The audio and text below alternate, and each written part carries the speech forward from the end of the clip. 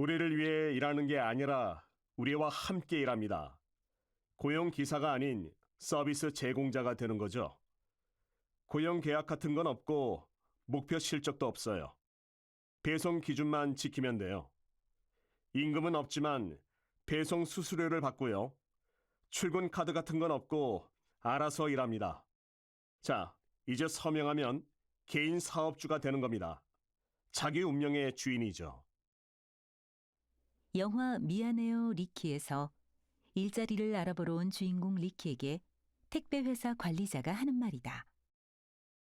평범한 사람도 사장님이 되고 일하고 싶을 때 일하고 원하는 만큼 벌 수 있다는 달콤한 제안은 최근 급격히 부상한 긱경제의 핵심을 담고 있다.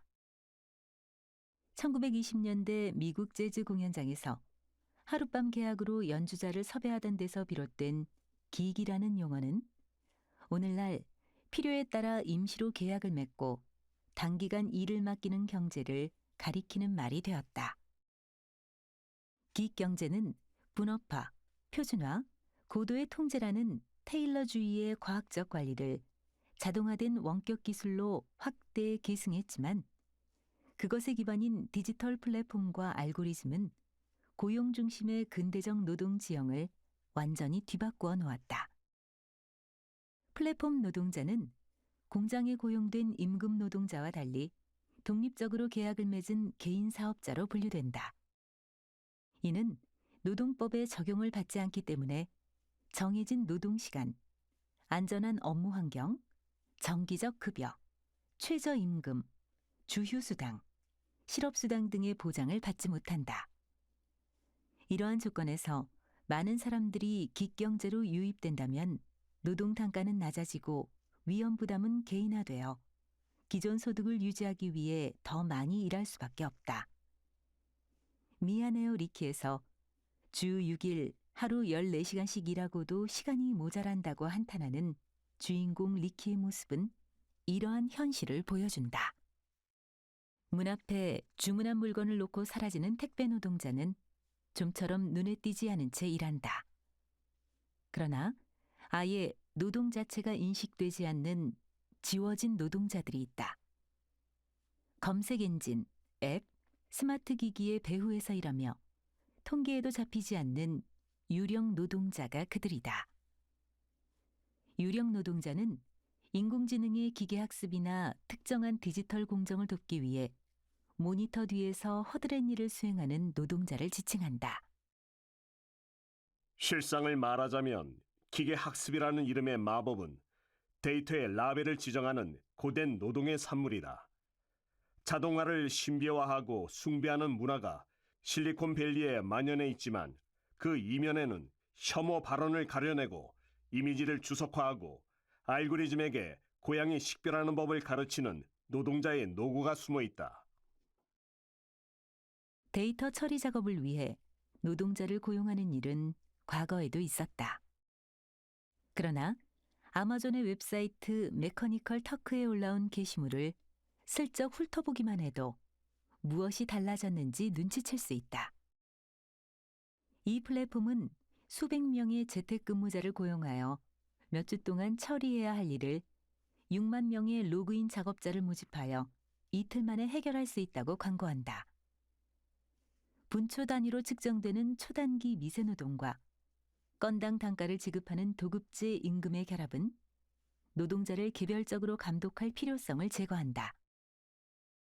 현대판 디지털 테일러주의는 노동 강도와 시간을 둘러싼 갈등을 노동자 개인의 선택으로 전가하며 표준화된 작업 공정을 통해 전 세계에 흩어져 있는 이질적인 노동자들을 포섭한다.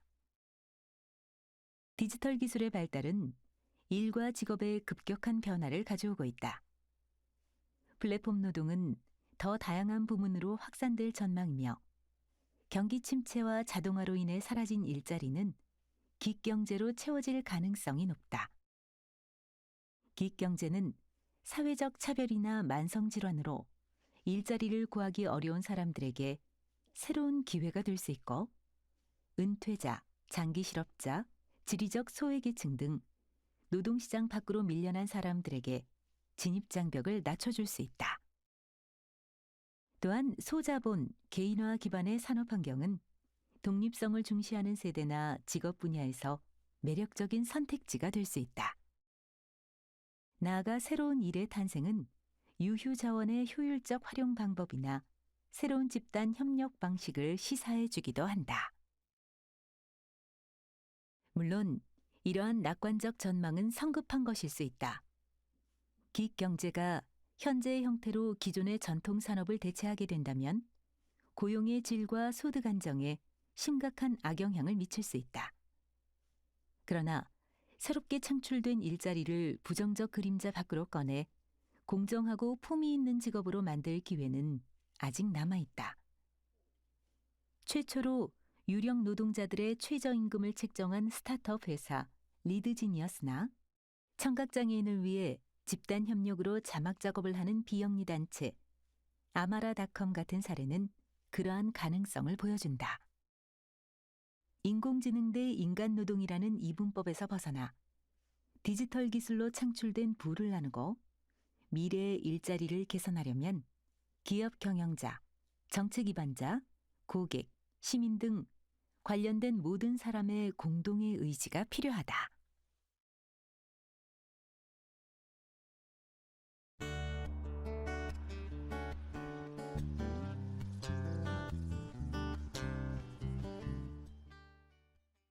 (1935년 4월) 미국의 건축가 프랭크 로이드 라이트는 브로드에이커 시티라는 이름의 이상도시 계획안을 발표하였다. 당시 록펠러 센터에 전시되었던 모형을 보면 과감하게 분산된 저밀도의 낮은 주택들 사이에 넓게 펼쳐진 텃밭을 볼 수 있다. 브로드에이커 시티는 짧은 노동시간과 풍부한 여가라는 미래 삶에 대한 전망을 담고 있다. 라이트는 일주일에 3일만 일하고 나머지 4일은 텃밭을 돌보며 삶을 즐기는 미래가 올 거라고 예측했던 것이다. 노동의 종말은 인공지능의 등장과 자동화 기술로 촉발된 최근의 이야기가 아니다. 일을 줄이고 자유시간을 늘려 사회를 진보시키려는 이상은 수많은 사회 비평가들이 지지했던 생각이다.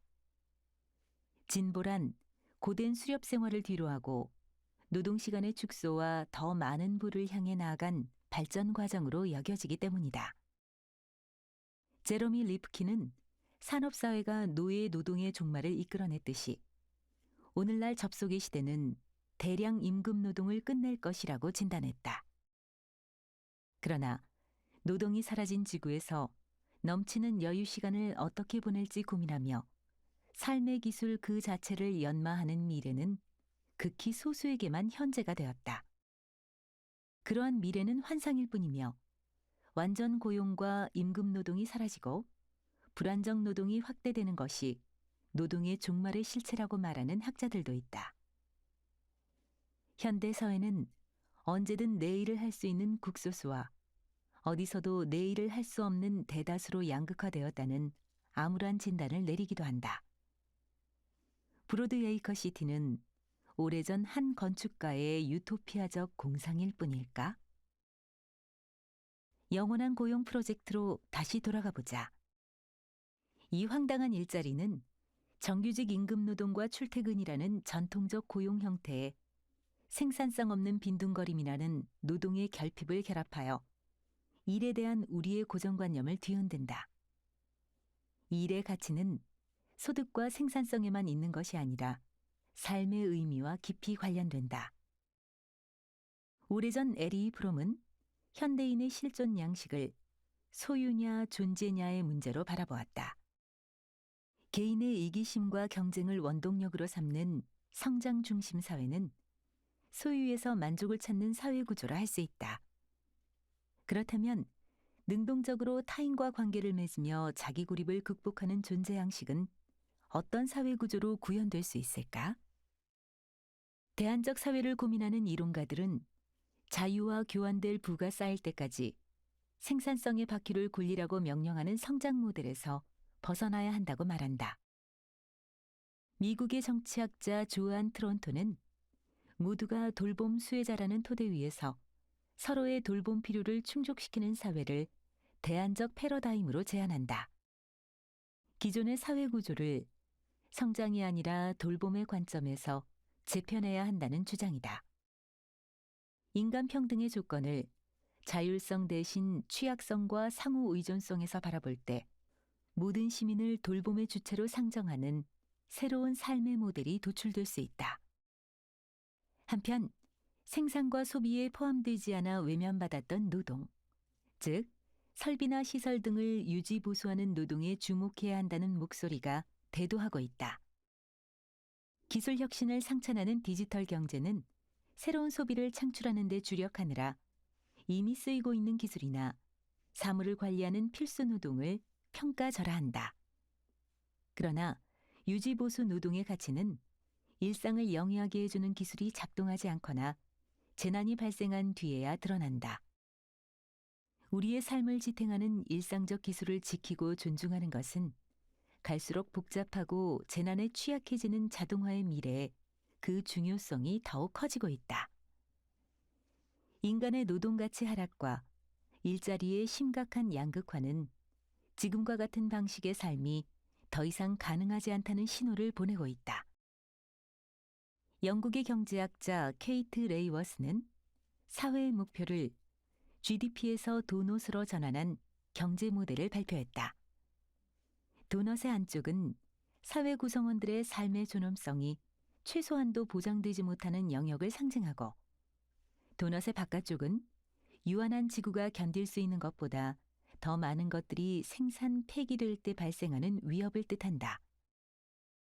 지속가능 발전 목표의 틀을 제공한 이 모델은 도넛 내부의 사회적 기초와 도넛 외부의 생태적 한계를 해치지 않는 선에서 안전하고도 정의로운 공간으로 들어갈 수 있는 방안을 탐색하게 해준다. 20세기 인간상이 자기 이익과 경쟁에 몰두하는 호모 이코노미쿠스였다면 21세기를 위해 우리가 그려낼 우리 자신의 초상화는 어떤 모습이어야 할까?